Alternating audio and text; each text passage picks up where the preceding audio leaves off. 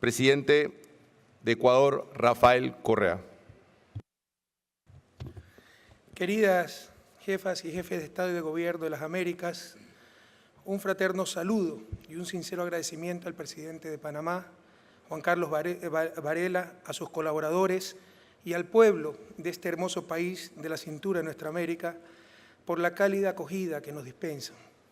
Deseo saludar al nuevo secretario general de la OEA, Luis Almagro, recientemente elegido en la reunión de la Asamblea General de Washington y que tiene ante sí un reto difícil pero insoslayable, transformar radicalmente esa institución. Enviamos un saludo solidario al pueblo de Chile y su presidenta Michelle Bachelet, que sobrellevan con coraje los nefastos efectos de las recientes inundaciones en sus países. Todo nuestro apoyo al presidente Santos y su voluntad política inquebrantable de continuar en el camino hacia la paz definitiva en Colombia. Pero la paz, queridos amigos, no es solo ausencia de guerra. La insultante opulencia de unos pocos en América Latina, al lado de la más intolerable pobreza, es también una bala cotidiana en contra de la dignidad humana. Por ello creo que el lema de la cumbre, en lugar de prosperidad con equidad, debería ser equidad, justicia para la prosperidad. Hoy asistimos a un evento histórico, en un triunfo irrestricto de la dignidad, la soberanía y la solidaridad entre los pueblos. Acogemos a la hermana República de Cuba como un miembro de pleno derecho de este foro, del que nunca debió ser excluida. Sin embargo, nuestra alegría no puede ser completa. Aún queda por extirpar el inhumano e ilegal bloqueo contra Cuba. También está pendiente la devolución a Cuba del territorio ocupado de Guantánamo. Compañeras, compañeros, en la Guerra Fría se sostenía en la región a las dictaduras más sangrientas. Entonces sí, sin importar en absoluto libertades de prensa, derechos humanos, la misma democracia. Recordemos, por ejemplo, que la Asamblea de la OEA de 1976 se realizó en Santiago de Chile y fue presidida por el canciller Augusto Pinochet.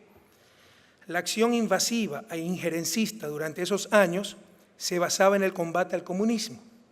Ahora el argumento es la defensa de los derechos humanos. La orden ejecutiva del presidente Obama contra Venezuela viola flagrantemente el derecho internacional y particularmente el literal E del artículo 3 de la Carta de la OEA. La respuesta que ha dado la región ha sido contundente, rechazando la orden ejecutiva y pidiendo su retiro. Nuestros pueblos nunca más aceptarán la tutela, la injerencia ni la intervención. Su memoria está lacerada por los abusos y la violencia del pasado. Panamá es un buen ejemplo de aquello, con la invasión de diciembre de 1989 que provocó miles de muertes para sacar al sangriento dictador que los mismos invasores habían apoyado. Sin embargo, continúan los ilegales intervencionismos. Hace pocas semanas, funcionarios del Departamento de Estado solicitaron al Congreso de los Estados Unidos recursos para, cito, apoyar la libertad de prensa, los derechos humanos y la democracia en el hemisferio, incluyendo Cuba, Venezuela, Ecuador y Nicaragua. ¿Nos interesan realmente estos temas? Pues bien, tratémoslos en este foro. Hablemos de derechos humanos. De acuerdo a la CEPAL, Comisión Económica para América Latina, en el periodo 2007-2013, Ecuador es de los 3 países latinoamericanos que más ha reducido desigualdad. Durante nuestro gobierno, de la histórica reducción de pobreza en 12.5 puntos porcentuales, tan solo 5.4 puntos son por efecto crecimiento y 7.1 por efecto redistribución. En Ecuador no tenemos torturas, pena de muerte ni ejecuciones extrajudiciales. Con la reforma judicial aprobada por los ciudadanos en consulta popular del año 2011, los jueces son seleccionados por concurso público de méritos organizado por un ente autónomo del Ejecutivo. Finalmente, y esto es muy importante, Ecuador es uno de los tan solo 7 países de los 35 del hemisferio que ha suscrito absolutamente todos los instrumentos interamericanos de derechos humanos. Muchos países ni siquiera han ratificado la Convención Interamericana de Derechos Humanos o Pacto de San José. La realidad es que necesitamos no solo un nuevo sistema de derechos humanos, sino un nuevo sistema interamericano. Debemos entender que las Américas al norte y al sur del río Bravo son diferentes y debemos conversar como bloques. La Organización de Estados Americanos ha sido históricamente capturada por intereses y visiones de América del Norte, y sus sesgos y atavismos acumulados la vuelven ineficiente y poco confiable para los nuevos tiempos que viven Latinoamérica y el Caribe. Un ejemplo fue la Guerra de las Malvinas, donde se destrozó el Tratado Interamericano de Asistencia Recíproca, el TIAR, lo cual debió ser suficiente para que la OEA desapareciera. Nuestro abrazo solidario al pueblo argentino y su lucha por las Malvinas, ejemplo descarado de colonialismo en el siglo XXI. Otro ejemplo fueron las décadas que Cuba estuvo absurdamente excluida de la OEA, o el mismo bloqueo contra Cuba. La Comunidad de Estados Latinoamericanos y del Caribe, CELAC, debe ser el foro para las discusiones latinoamericanas y caribeñas, y la OEA debiera convertirse en el foro en el que, como bloques, CELAC y América del Norte procesen sus coincidencias y conflictos. En cuanto al sistema interamericano de derechos humanos, es necesario un poco de coherencia, que solo podamos participar en las diferentes instancias los países que hemos ratificado la Convención Interamericana. Por ejemplo, la Comisión Interamericana de Derechos Humanos tiene sede en Washington, que no ha ratificado el Pacto de San José, y además dicha comisión es innecesaria. La Corte Interamericana con sede en San José puede y debe tener las funciones de promover los derechos humanos y juzgar los atentados contra estos, como ocurre en el sistema europeo, donde no existe comisión, tan solo existe corte. Como entendemos muy bien que por los intereses creados lo anterior es difícil de lograr, probablemente ya es hora de tener un sistema latinoamericano de derechos humanos.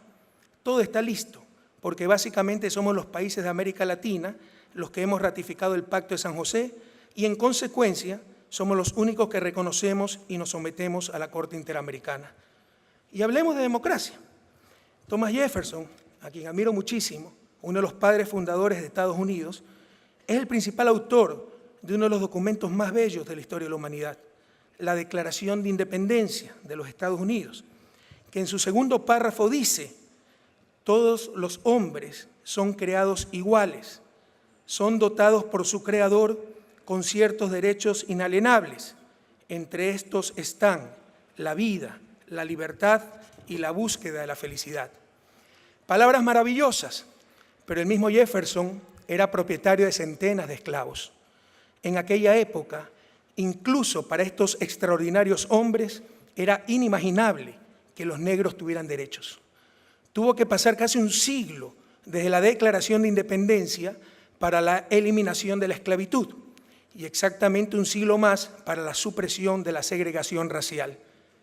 Hoy en día, las élites latinoamericanas aún son incapaces de comprender que los derechos fundamentales son para todos.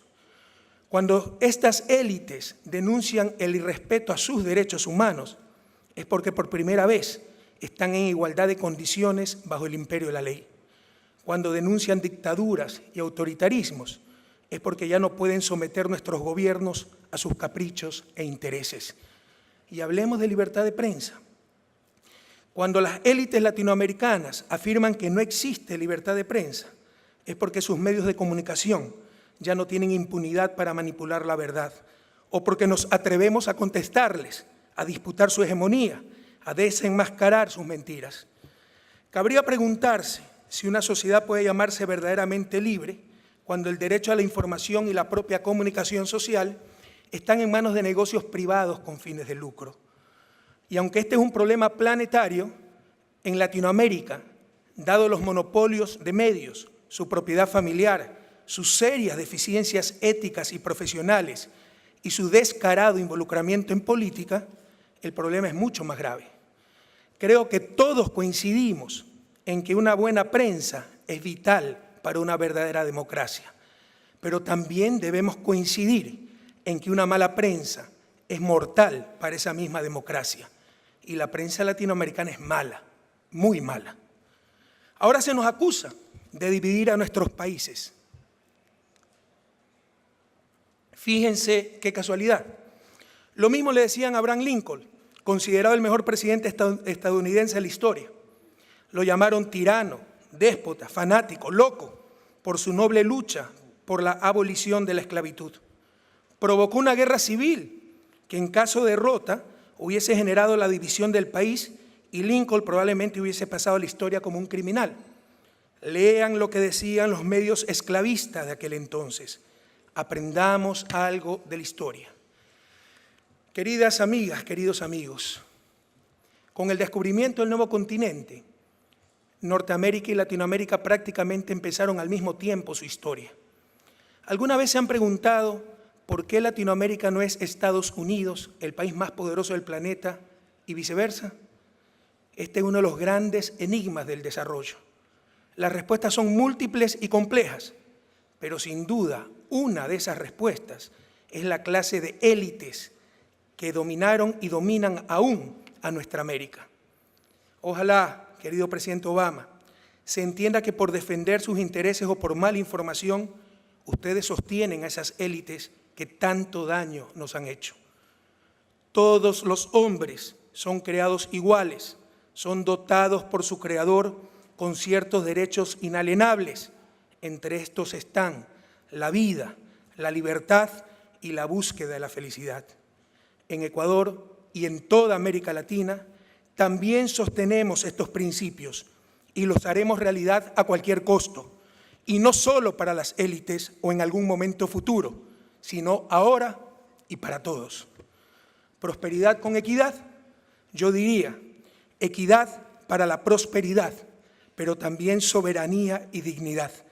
Llegó la hora de la segunda y definitiva independencia para nuestra América. Muchísimas gracias. Gracias al presidente Rafael Correa por su intervención.